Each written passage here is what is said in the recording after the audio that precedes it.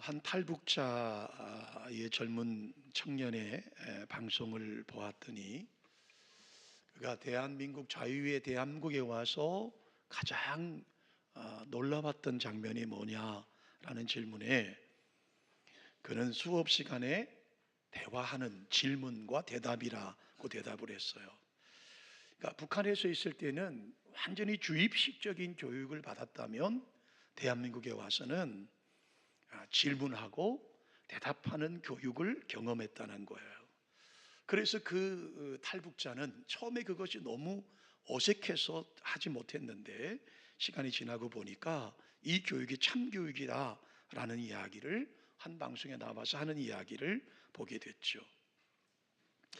여러분, 오늘 제가 제목을 하나님의 질문이라고 제목을 정해 보았습니다. 아브라함 헤겔이라고 하는 철학자가 인간을 찾는 신이라는 책에 보면 그는 이렇게 이런 구절이 기록되어 있어요. 철학은 인간의 질문으로부터 시작을 하고, 그러나 신앙은 하나님의 질문으로부터 시작을 한다라는 말을 남겼어요. 그러니까 철학은 우리 인간 내면에서 끊임없이 나오는 질문, 인간이 도대체 뭐냐? 어떻게 사는 게 참 행복을 누리며 사는 것이냐라고 하는 스스로에게 끊임없는 질문을 던지면서 이 질문에 답하기 위해서 몸부림을 치면서 나름대로 이 땅의 지혜를 동원한 것을 철학이라고 말해요. 그러나 여러분, 신앙은요, 하나님께서 우리 심령 깊은 곳에 던지시는 질문으로부터 출발한다라고 하는 겁니다. 여러분, 아담과 하와가 범죄했죠. 자, 그리고 하나님께서 거니실 때 아담과 하와가 어떡하죠? 숨습니다. 그때 하나님이 그들에게 질문 던지십니다. 아담아, 내가 지금 어디 있느냐? 주님의 3년 동안 수제자라고 자부하던 베드로 사도와 그 제자들이 주님의 죽으심과 그리고 부활의 소식을 들었음에도 불구하고 갈릴리 호수로 내려가서 3년 전에 버려두었던 그물과 배를 가지고 밤새도록 고기를 잡았습니다. 그때 주님께서 찾아오셔서 베드로에게 어떻게 질문하시죠? 베드로야, 내가 나를 사랑하느냐? 라는 주님의 질문으로부터 다시 회복되는 모습을 볼 수가 있는 거예요. 아담아, 내가 어디 있느냐? 베드로야, 내가 나를 사랑하느냐? 라고 하는 그 주님의 질문을 통해서 하나님의 인도하심을 받을 수밖에 없다라고 하는 거예요. 그 주님의 질문, 하나님의 질문 속에서 다시 우리가 생명을 얻고 거기서 근원적인 문제를 해결할 수밖에 없다라고 하는 것이죠. 자, 동일하게 하나님은 오늘도 저와 여러분에게 질문을 던지세요. 질문을 던지세요. 질문을 던지신다고요. 제가 처음 정관에 와서 개척을 하고 첫 번째 고민하고 기도받은 가운데 어떻게 하면 이 지역에서 정착할 수 있을까를 생각하다가 사비를 들여서 조그마한 중고차를 하나 샀습니다. 아주 오래된 중고차, 다 적어가는 중고차를 하나 구입을 했어요. 그리고 그 당시 여러분 정관이 신도시가 아니었잖아요. 그래서 골목골목에 있는 아이들을 학교까지 태우기 시작했어요. 새벽 예배를 끝나고 처음에는 30분, 1시간, 나중에 3시간씩 운행을 했어요. 한 번은 지금 여러분 우리 교회가 있는 이 가덕마을엔 주로 뭐가 있었느냐 하면 상공장이 많았습니다. 여기까지 아이를 태우러 오려면 비프장 도로를 통해서 들어와야 되는데 그날도 한 차 가득 아이를 태우고 초등학교에 정관초등학교에 실어다 주는데 어느 날 제 마음속에 어느 순간부터 섭섭한 마음이 자꾸 드는 거예요. 나는 새벽 예배 끝나고 이렇게 애를 쓰고 수고하고 차를 동원하고 이렇게 애를 쓰는데 아이들은 고마워하지를 않아요. 감사하지를 않아요. 너무너무 섭섭한 마음이 들기 시작했어요. 그래서 어느 새벽에 아주 충격적인, 저에게 정말 섭섭한 한 사건이 벌어졌어요. 그리고 아이들을 정관초등학교에 운행을 하고 돌아오면서 내가 그런 마음을 먹었습니다. 내일부터 안 할래. 내일부터 너무 내가 힘들어. 너무 몰라주는 것 같아. 그렇게 마음을 먹고 돌아오는데 저희 교회가 모전에 있었잖아요. 모전 마을의 교회가 가까이 가는 순간에 갑자기 제 마음에 하나님의 세미한 음성이 들리는 것 같아요. 너는 그 질문이었어요. 너는, 저 아이들은 아직 철도 없고 나이가 어려서 너에 대한 고마움도 감사도 없지만 그럼 너는 지금 나에게 대한 감사가 있느냐? 그 질문을 받고 충격을 받았어요. 결국은 2년, 3년 동안 일을 하다가 과로로 쓰러져서 죽기 직전까지 간 적이 있어요. 주님의 여러분 질문은 항상 그 질문 속에는 하나님의 거룩한 비전이 있어요.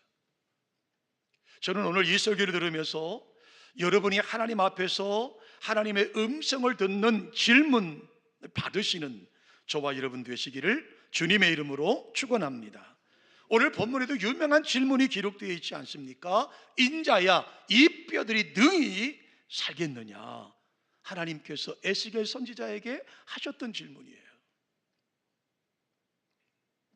에스겔 선지자에게 주리 하나님께서 인자야, 이 뼈들이 능히 살겠느냐라는 이 질문 앞에서 에스겔은 몸부림칠 수밖에 없었어요. 그리고 이 질문 속에서 그는 하나님의 거룩한 비전을 보게 되고 하나님의 인도하심을 받을 수 있었다라고 성경은 우리 가운데 말씀하고 있는 거예요. 이 질문을 보십시오.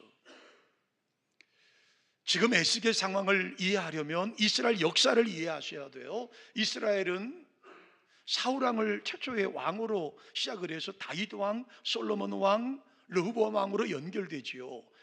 자, 솔로몬의 아들이었던 르호보암이 정치를 잘못함으로 나라가 두 쪽에 나버렸습니다. 마치 북한과 대한민국으로 나누어지는 것처럼 북쪽 이스라엘이 열 지파가 형성이 되어서 북쪽 이스라엘이 되었고 남쪽은 베냐민과 유다가 한 나라를 이루었습니다.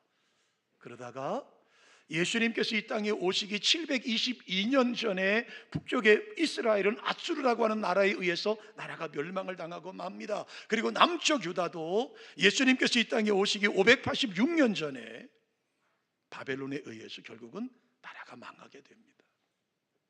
자, 바벨론은 총 세 번에 걸쳐서 유다를 침략하게 되는데 마지막 세 번째 나라가 완전히 멸망을 당해요. 첫 번째로 이 나라를 침략해서 포로를 잡아갑니다. 그 대표적인 사람이 다니엘과 세 친구들 아닙니까? 그리고 두 번째 침략을 또 하고 또 포로로 끌려갑니다. 이스라엘의 19대 왕이었던 여호야긴과 그리고 오늘 보면 나와 있는 에스겔이 2차 포로에 끌려간 사람들이에요. 그들이 어디로 끌려갔습니까? 에스겔 3장 15절 이하의 말씀에 보면 바벨론 강가, 그발 강가 테라빕이라고 하는 곳으로 끌려갔습니다. 이 테라빕에는 바벨론의 관계 시설을 위하여서 사로잡아온 유대인들의 집단촌이 거기 있었어요. 수용소가 거기 있었다고요. 자, 에스겔이 끌려갈 때 나이가 25세였습니다. 그리고 25세에 끌려가서 5년 후에 30세가 될 때에 하나님의 부름을 받고 선지자 생활을 시작하게 되지요. 그리고 약 20여 년 이상 긴 세월 포로 생활 속에서 나라를 잃어버리고 절망 중에 신음하던 이스라엘 백성들에게 하나님의 말씀을 전하게 되지요. 자, 그러한 와중에 하나님께서 어느 날 에스겔을 부르십니다. 그리고 아주 특별한 환상을 보여주시게 됩니다. 여호와께서 에스겔을 찾아오셨고 그를 한 골짜기로 인도해 가시는 환상을 보게 됩니다.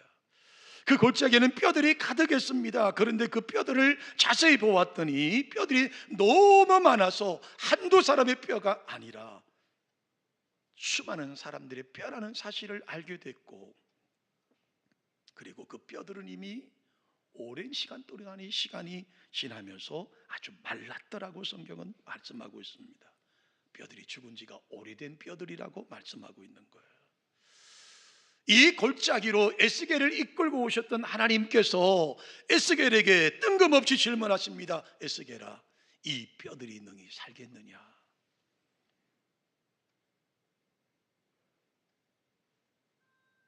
이미 죽은 지 오래돼서 이미 뼈들이 말라 비틀어지고 백화 현상이 일어나서 더 이상 희망과 소망이 보이지 않는 그 뼈들을 향하여 주님이 지금 질문하고 계신 거예요. 에스겔아, 이 뼈들이 능히 살겠느냐? 여러분, 애매할 때 대답하는 대답이 있죠. 베드로 사도에게 찾아오셨던 주님이, 베드로 사도야, 내가 이 사람들보다, 이것들보다 나를 더 사랑하느냐? 라고 질문하실 때 베드로가 뭐라고 대답하죠? 주님, 할 말이 없습니다. 그래서 저는 이렇게밖에 대답할 수 없습니다. 예, 주님은 아시잖아요. 여러분, 오늘 3절에 보십시오. 이 뼈들이 살겠느냐라고 하나님께서 에스겔에게 물어보셨을 때 3절 하반절에 보면, 예, 제가 드릴 말씀이 없습니다. 주 여호와여, 주께서 하십니다. 이 말 속에는 뭐가 담겨 있어요? 그걸 말이라고 하십니까? 이 뼈들이 어떻게 살아요? 라고 하는 말 아닙니까? 그러나 여러분, 성경은요, 이 본문을 저와 여러분에게 말씀하시면서 하나님께서 에스겔에게 던지셨던 이 뼈들이 능히 살겠느냐라고 하는 이 질문을 따라서 하나님과 대화하면서 지금 이스라엘의 문제가 무엇인지를 이 환상을 통해서 보여주고 있는 거예요. 어쩌면 여기 계신 우리 저와 여러분들에게 오늘 이 환상을 통해서, 에스겔의 환상을 통해서 우리의 영적 상태를 말씀하고 있는지 모르겠어요.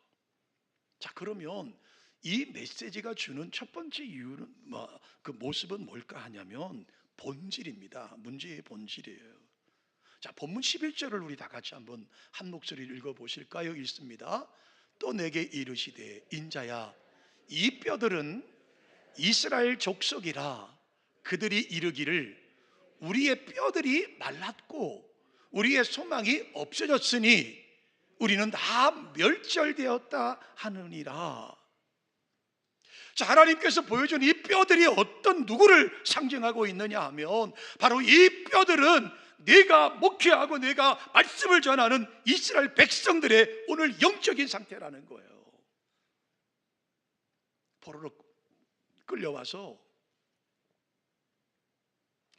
하루하루를 버티며 살아가는 이스라엘 백성들의 상태가 바로 이 뼈들의 모습이라는 거예요. 말라서 더 이상 희망과 소망이 사라져버린 그들의 모습이라고 말씀하고 있는 거예요. 적어도 하나님의 눈으로 볼 때, 하나님께서 평가하실 때, 하나님께서 바라보실 때 너희의 상태가 지금 바로 이 뼈들처럼 되어 있다.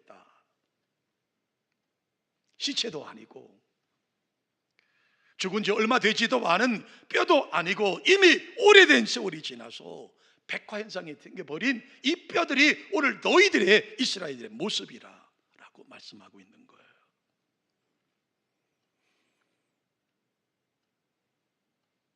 본문에서 아주 말랐다라고 강조하는 것을 보면 이미 수십 년, 수백 년 된 뼈들이라고, 아무런 이익도 유익하지 못한 뼈라고 말씀하고 있는 거예요. 희망도 소망도 어떤 것도 기대할 수 없는 뼈들이라는 모습이죠. 사실 여러분, 이스라엘 백성들이 지금 포로로 끌려왔습니다. 누구의 잘잘못을 논하기 이전에 포로로 끌려왔습니다. 포로민들이 겪는 고통이 이루 말할 수 없지 않겠습니까? 여러분, 자유롭게, 물론 방탕했습니다만 자유롭게 살던 사람들이 포로로 끌려왔습니다. 집단처를 이루고 있어요. 자유를 빼앗겼죠. 그리고 강제로 노동력을 착취당하죠. 먹고 사는 문제도 보통 큰일이 아니지 않겠습니까? 물론 여러분, 바벨론이 어떤 선민 정책을 편 것도 사실이고 일정하게 농사 지을 수 있는 땅을 제공한 것도 사실이고 유대인들의 종교 활동도 할 수 있도록 배려한 것도 사실이지만, 그러나 여러분, 고향을 떠났습니다. 포로로 끌려왔습니다. 지금 집단촌에서 생활하고 있습니다. 모든 것이 다 불편하지 않겠습니까? 뿐만 아니라 더 큰 고통이 그들 속에 도사리고 있습니다. 여러분, 고대의 사람들은 나라와 나라의 전쟁은 곧 그들이 섬기는 신들의 전쟁으로 보았습니다. 그래서 이긴 나라는 이긴 군사가 잘 싸운 것이 아니라 이긴 나라의 신이 진 나라의 신을 이겼다라고 생각을 했습니다. 여러분, 사무엘상 5장에 보면 블레셋과 이스라엘 백성들이 전투를 벌입니다. 그런데 이제 전투에서 이스라엘이 불리하게 되니까 하나님의 언약궤를 엘리의 두 아들 흠니와 비느하스를 통해서 하나님의 언약궤를 전쟁터에 가지고 나옵니다. 그런데 어떻게 됐죠? 이스라엘이 졌습니다. 블레셋이 전쟁에서 이겼습니다. 그랬더니 기고만장하게 하나님의 언약궤를 메고 자기들의 신인 다곤 신전의 신상 앞에 내려놓았지 않습니까? 이것은 무엇을 말합니까? 우리가 믿는 다곤 신이 여호와의 신을 이겼다라고. 결과적으로는 여러분, 다곤 신상이 넘어지고 목이 부러지고 팔이 부러지고 다리가 부러져서 결국은 언약궤가 다시 이스라엘 땅으로 돌아오는 사건이 벌어집니다만은 유대 과거의 전쟁은 그랬다는 겁니다. 지금 이스라엘 백성의 고통이 느껴지십니까? 바로 여기 이스라엘 백성들의 고통이 있는 거예요. 어떻게 전능하신 하나님의 신이, 어떻게 전능하신 하나님의 신이 바벨론이 섬기는 저 우상이었던 마르독이라고 하는 신에게 질 수가 있느냐, 어떻게 질 수가 있느냐, 우리가 어떻게 망할 수가 있느냐라고 하는 아픔이에요. 뿐만 아니라 일찍이 솔로몬 성전이 봉헌될 때 하나님께서 약속하셨던 열왕기상 6장 13절입니다. 보실까요?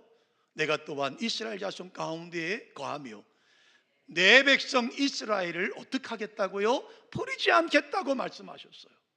하나님의 약속이에요. 그런데 왜 우리가 지금 져서, 왜 우리가 패망을 해서 나라는 없어지고 성전은 회파당하고 우리는 이 바벨론으로 끌려왔느냐?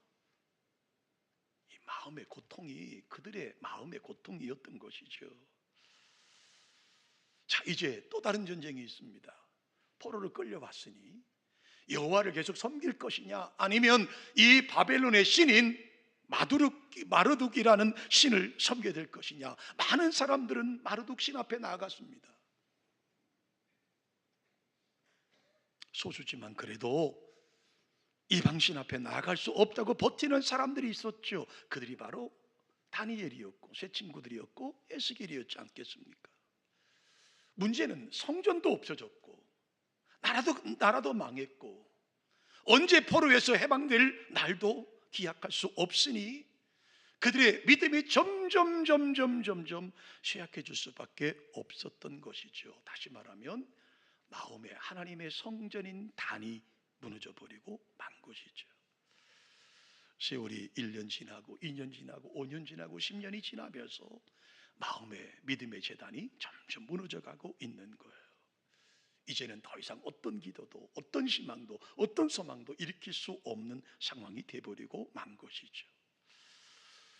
바로 이 상태를 하나님이 지금 에스겔을 통하여 마른 뼈의 환상을 통하여 보여주고 있다라고 하는 거예요.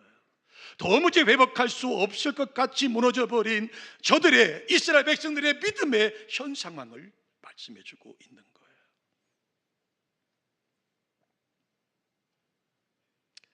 그렇습니다. 여러분, 이스라엘 백성들의 문제의 본질은 정치적인 것이 아니었습니다. 경제적인 문제도 아니고요, 다른 삶의 문제도 아니었어요. 하나님의 백성인 저들이 믿음을 잃어버렸고 그것이 문제의 본질이 되어버리고 만 것이죠. 여러분, 우리가 병원에 가면 엑스레이를 찍지 않습니까? 그러면 우리 머리부터 발가락까지 우리 뼈가 다 드러나요. 옷을 입어도 우리의 피부가 있고 우리의 근육이 있고 있는데도 불구하고 우리 몸 안에 있는 것을 다 숨길 수 없이 드러나요. 여러분, MRA라는 것을 찍으러 들어가 보면요, 우리의 몸에 있는 모든 실핏줄까지 다 보일 수 있어요. 우리 육안으로 보일 수는 없지만 우리의 몸 안에 있는 장기들이 다 드러날 수밖에 없죠. 그렇다면 여러분, 우리의 영적인 엑스레이를 한번 여러분에게 촬영한다면 여러분 신앙이 어떻게 드러날까요? 우리의 심령 속에 믿음의 단은 온전히 서 있을까? 지금 하나님을 섬기는 온전한 제단이 내 속에 서 있을까? 살펴보셔야 합니다. 이 뼈들이 능히 살겠느냐? 이 질문 속에서 우리는 우리의 문제의 본질이 무엇인지, 오늘 우리의 믿음의 본질, 우리가 하나님 앞에 제단에 무너져 있는 제단은 아닌지 점검하셔야 돼요. 두 번째로 본문은 우리 가운데 이 뼈들이 회복하는 비전을 보여주고 계세요. 이것이 바로 이스라엘에 대한 미래에 대한 비전입니다. 우선 이 회복을 하나님께서 하나님의 능력으로 이루실 것이라고 하는 비전을 주십니다. 여러분, 우리 1절부터 14절까지 읽으셨잖아요. 1절부터 14절까지 여호와라고 하는 그 단어가 10번이 소개됩니다. 1절에 한 번 나오고요, 3절부터 6절까지 각 절에 한 번씩 여호와가 나오고요, 9절이 한 번 나오고요, 12절로 13절에 두 번이 나오고요, 14절에 또 두 번이 나와요. 그러니까 여호와가 강조되고 있어요. 또 하나, 영이라고 하는 말과 생기라고 하는 말은 히브리어로 루아흐라는 그 단어를 써요. 성령이에요. 하나님의 성령. 이 생기라는 단어와 영이라는 단어가 14절 가운데 9번이 소개되고 있어요. 그러니까 이스라엘 회복은 전적으로 하나님께서 이루실 것이라는 사실을 말씀하고 있는 거예요. 아무리 죽은 지 오래된 뼈들이라도 생명의 근원이 되시는 하나님께서 역사하시면 회복하고 다시 살아날 수 있다는 것을 보여주고 있는 거예요. 사랑하는 성도 여러분, 우리는 불가능한 일이지요. 그러나 하나님은 불가능하지 않습니다. 우리는 불가능한 일이겠지만 하나님은 결코 불가능하지 않습니다. 우리는 포기할 수밖에 없지만 하나님께 의탁하면 하나님이 잡으시면 그 문제는 해결될 수 있다라고 하는 거예요. 자, 출애굽기 14장을 보시면 모세가 이렇게 말씀하고 있습니다. 우리 함께 화면을 보시면서 함께 읽어보실까요? 너희는 두려워하지 말고 가만히 서서 여호와께서 오늘 너희를 위하여 행하시는 무엇을 보라고요? 구원을 보라. 이때 이 말씀이 어디에서 말씀되고 있느냐면 홍해바다 앞에서요. 앞에는 시퍼런 바닷물이 있습니다. 뒤에는 강력한 애굽 군대가 추격해 오고 있습니다. 백성들은 두려워 떨고 있습니다. 그때 모세가 한 말이에요. 너희는 두려워 말고 가만히 서서 여호와께서 오늘날 너희를 위하여 어떻게 행하시는지를 구원을 보라고 말씀하고 있는 거예요. 사랑하는 드림가족 여러분, 우리의 힘으로는 도무지 할 수 있는 일이 없어요. 그렇다면 여호와께 의탁하시기를 주님의 이름으로 축원합니다. 믿음으로 그분 앞에 내어 놓으시기를 주님의 이름으로 축원합니다. 왜냐하면 이 비전은 하나님이 이루시는 비전이기 때문입니다. 아무리 그럴듯한 비전을 제가 선포하고 제가 아무리 그럴듯한 비전을 여러분에게 말씀드려도 거기에 하나님이 빠지면 신기루에 불과할 수밖에 없어요. 그 비전을 이룰 능력이 우리에게 없기 때문이에요. 진정한 우리의 비전은 바로 하나님의 일입니다. 하나님의 비전으로 바라보면 모든 것이 하나님으로부터 임할 수밖에 없다라고 하는 거예요. 자, 하나님이 이루시는 비전은 두 가지입니다. 외적인 변화와 내적인 변화예요. 저는 우리 찬양팀이, 찬양대가 하나님 거룩한 부흥을 간절히 찬양했습니다. 우리 교회가 부흥되기를 소망합니다. 여러분, 부흥은 두 가지입니다. 외적인 부흥이 있고 내적인 부흥이 있어요. 자, 외적인 부흥이 어떻게 됩니까? 하나님께서 우리를 회복시키실 때 외적인 부흥부터 부어주시는 거예요. 외적인 부흥이 없이는 내적인 부흥이 일어날 수 없어요. 자, 흩어졌던 뼈들에게 대언합니다. 그랬더니 어떡합니까? 외적인 회복이 일어나죠. 흩어졌던 뼈들이 제자리를 찾아갑니다.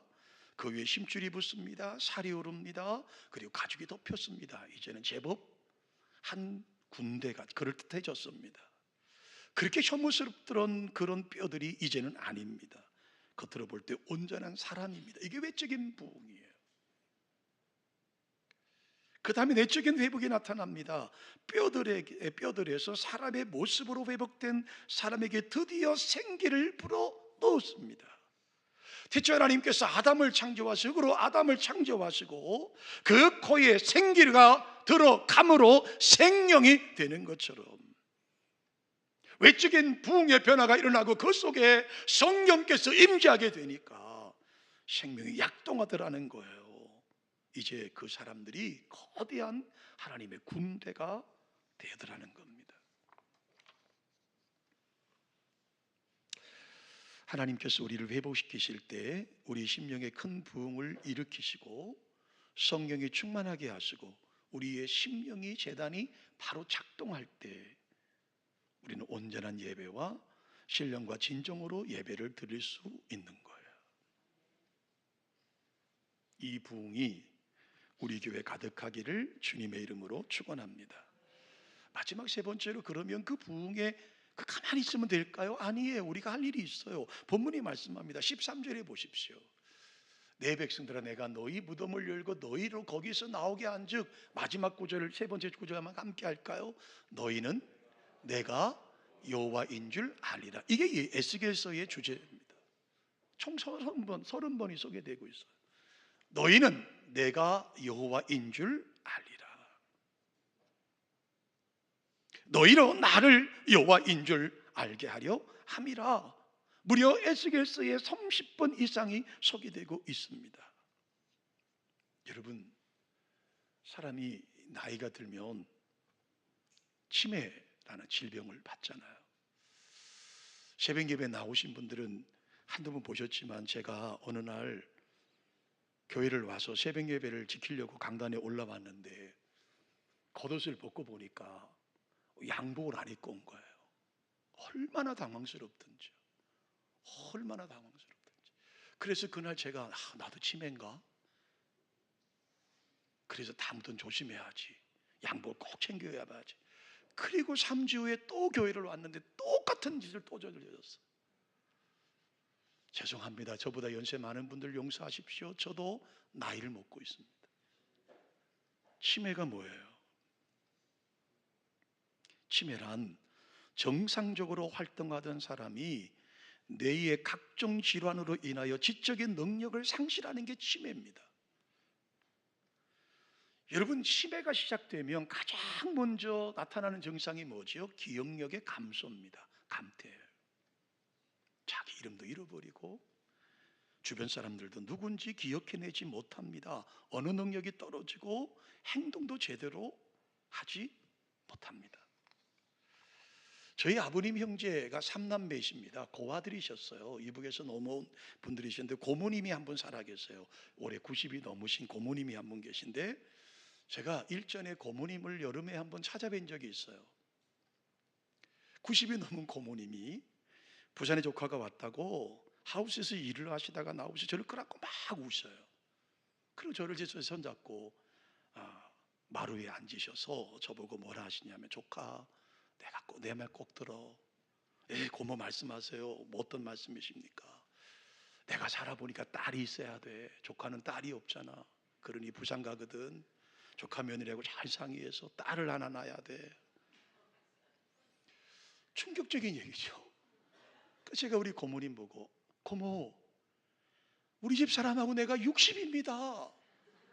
뭔 소로 아기를 낳습니까? 고모 지금 뭔 소리를 하세요? 아이고, 우리 조카가 벌써 이렇게 나이를 먹었구나. 그리고 5분도 안 됐어요. 똑같은 얘기를 합니다. 부산 가거든. 며느리하고 잘 상의해서 딸을 하나 낳아야 돼.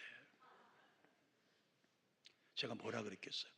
고모, 내가 60이라니까요. 뭔 소로 얘기를 합니까? 아이고, 그렇구나. 우리 조카가 이렇게 늙었구나. 5분이 안 돼서 또 세 번째 딸을 낳아야 돼. 그때 제가 눈치를 챘죠. 우리 고모가 치매가 심하시구나.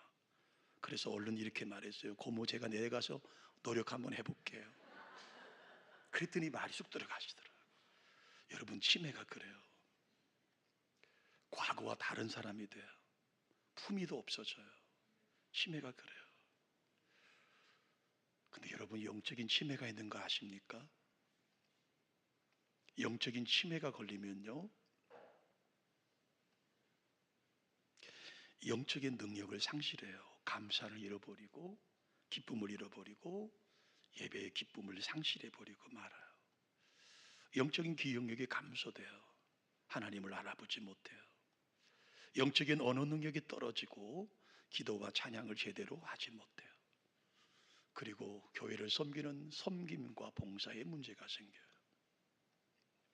우리 옆에 분에게 이렇게 마지막으로 고백 한번 하고 말씀을 정리할까요? 우리 영적인 치매에 걸리시면 안 됩니다.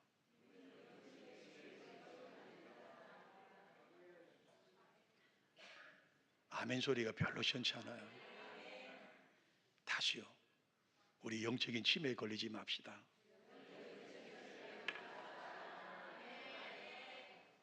앞에 분하고 뒤에 분들에게 고백하세요. 영적인 치매에 걸리지 맙시다.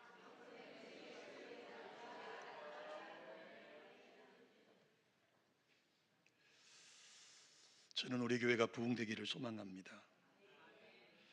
아멘. 부흥되기를 소망해요. 정말 아름답게 부흥되길 소망해요. 외적인 부흥과 내적인 부흥이 교회에 일어나기를 주님의 이름으로 축원합니다. 우리가 할 게 뭘까요?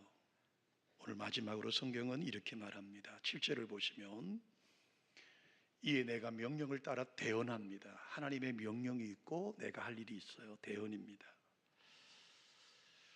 이에 내가 명령을 따라 대언하니 대언할 때에 소리가 나고 움직이기 시작했어요. 그게 우리가 할 일이에요. 10절을 보시면 이에 내가 그 명대로 대언하였더니 생기가 그들에게 들어가며 그들이 곧 살이 일어나서 서는지라라고 말씀하고 있어요. 사랑하는 성도 여러분, 부흥의 역사는 말씀이 선포되는 곳부터 출발합니다. 부흥의 역사는 우리 성도들의 입을 통해서 이루어지게 되어 있습니다. 우리 교회가 부흥되기를 원하십니까? 하나님의 거룩한 말씀을 증거하시기를 주님의 이름으로 축원합니다. 우리가 게을러서, 우리가 두려워서, 우리가 더 이상 전하지 못하면 교회의 부흥은 요원할 수밖에 없습니다.